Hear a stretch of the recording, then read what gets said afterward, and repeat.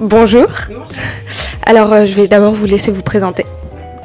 Donc moi je suis Aim en fait, donc je suis une danseuse big girl on appelle ça, donc je fais du breakdance et donc j'enseigne ici donc à Urban Art Academy et dont je suis responsable aussi de l'association. Urban Art Academy, depuis quand ça existe et comment ça a été créé? Donc là en fait on est dans notre 3e année. Ça a été créé parce que du coup moi ça fait 6 ans que je donne des cours ici et on a eu de plus en plus d'élèves et donc des besoins aussi, enfin des désirs d'autres disciplines, de mettre d'autres disciplines en fait dans l'école et du coup on a monté une association indépendante parce qu'en fait on est dans un espace qui s'appelle Espace Undokai où il y a des arts martiaux, de la fitness et plein d'autres pratiques en fait et donc on a séparé la danse urbaine de tout le reste. On a vu que c'était essentiellement des danses urbaines, donc quel style de danse? Donc on en a pas mal de la culture hip-hop, donc on aura de la house dance, du hip-hop, de la new style, du break, de la dancehall et de la afro house. Après on fait intervenir pas mal de stages, de danseurs pour faire découvrir d'autres disciplines de danse urbaine, par exemple le krump ou autre. Pourquoi essentiellement de la danse urbaine et pas d'autres danses? À la base, moi, je suis une amoureuse de la culture hip-hop, donc vraiment, c'était à travers ces danses-là, ces pratiques-là que j'avais envie de développer. Et ensuite, il y a d'autres disciplines que les danses de la culture hip-hop qui sont très intéressantes aussi. Et voilà, j'ai l'envie de faire partager ça au plus grand nombre. Pourquoi est-ce que vous avez choisi cet endroit? À la base, moi j'ai été embauchée ici pour donner juste 1 heure de cours en fait dans l'espace Undokai et du coup étant donné que ici ça marchait bien, on a développé.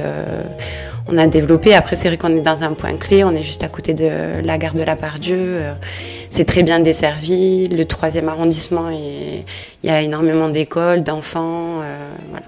Quel type de public touche justement ces danses?